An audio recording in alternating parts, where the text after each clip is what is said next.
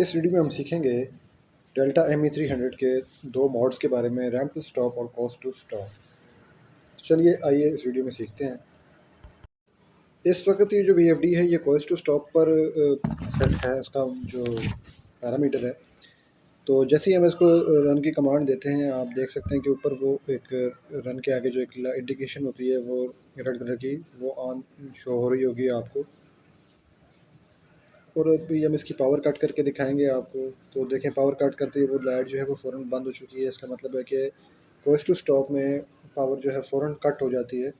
इसके stop mode को तब्दील करने के लिए हमने सबसे पहले जाना है पैरामीटर्स के अंदर। पैरामीटर में जाने के बाद हम इंटर करेंगे। इंटर करने के बाद 00 वाली क्लास में फिर से इंटर करेंगे। इंटर करने के बाद हम जाएंगे 00.22 में। 00.22 में जाने के बाद हमारे पास तीन मोड शो होंगे, 0, 1 और 2। 0 जो है वो इसका बाय डिफ़ॉल्ट यानी cost to stop, by default यानी कि रैम टू स्टॉप है।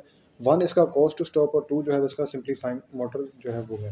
तो हमने इस वक्त जो चूज़ किया हुआ था वो 1 था यानी कॉस्ट टू स्टॉप। अब हम इसको 0 पे रखेंगे यानी कि रैम टू स्टॉप। आपको चेक कर चलाकर चेक करवाते हैं कि रैम टू स्टॉप पर इसका बिहेवियर क्या आएगा। तो अब इसको अगेन हम रन की कमांड देंगे, क्योंकि VFD इस वक्त रिमोट पर है तो रिमोट से चल रही है।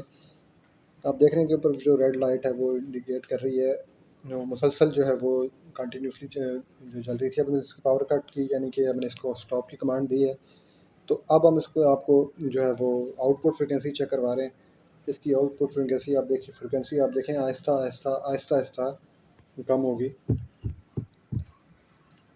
ये रैम्प टू स्टॉप पर इस तरह होता है कि कोई भी जो आपका यूनिट है वो आहिस्ता आहिस्ता VFD उसको उसकी पावर को स्लो करती जाती है, करती जाती है, करती जाती है। जबकि कॉस्ट टू स्टॉप पे ये होता है कि वो VFD जो है वो उसको की पावर को एकदम से कट कर देती है। तो फिर अपने ही टॉर्क पर जाके वो मोटर या जो भी यूनिट है वो खुद ही रुकता है। तो ये दो सेटिंग्स होती हैं। हमारा चूँकि यूनिट इतना बड़ा ख़ास नहीं था, छोटी सी कन्वेयर थी, इसलिए हमने इसकी सेटिंग को कॉस्ट टू स्टॉप पर रखा हुआ है। तो आप अपने यूनिट के हिसाब से जिस तरह से चाहें इसकी सेटिंग को एडजस्ट कर सकते हैं। अभी भी आप देख सकते हैं कि फिर हमने इसको दोबारा रन की कमांड दी है और आप देखें कि ये इसने उसी तरह से आहिस्ता आहिस्ता इसकी स्पीड इंक्रीज़ भी होगी और उसी तरह से आहिस्ता आहिस्ता इसकी स्पीड जो है वो डिक्रीज़ भी होगी। इस वक्त इसकी पावर ऑन है और इसकी स्पीड आप देख रहे हैं आहिस्ता आहिस्ता इंक्रीज़ हो रही है। ये इसका बाय डिफ़ॉल्ट जो है ना वो पैरामीटर है, रैम टू स्टॉप। तो कॉस्ट टू स्टॉप में ये एकदम से पावर डिक्रीज़ करेगी भी और स्पीड डिक्रीज़ करेगी भी और एकदम से स्पीड जो है राइज़ करेगी भी, इंक्रीज़ करेगी। ये इसके गेन एम्पेयर से जो आहिस्ता आहिस्ता बढ़ रहे हैं। अब इसकी पावर दोबारा अगेन हमने कट की यानी कि इसको हमने स्टॉप किया, यूनिट यानी मोटर की पावर कट की।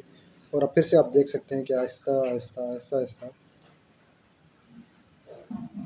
VFD जो है वो आउटपुट फ्रिक्वेंसी को कम कर रही है।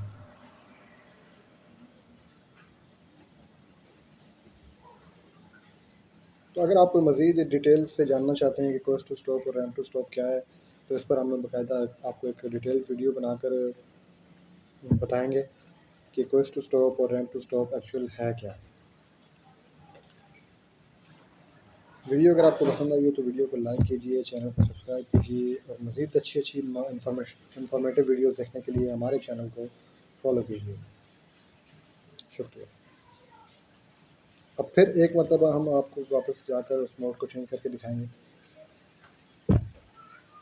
00.22 पे और हमने दोबारा से 1 पे इसको सिलेक्ट कर दिया यानी कि कॉस्ट टू स्टॉप पर। कॉस्ट टू स्टॉप पर सिलेक्ट करने के बाद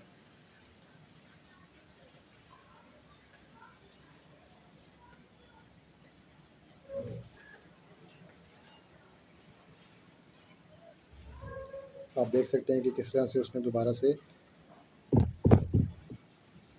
इसकी फ्रिक्वेंसी जो है, जहाँ पर हमारा गिवन पॉइंट जो सेट पॉइंट था वहाँ तक उसने उसको राइज़ किया।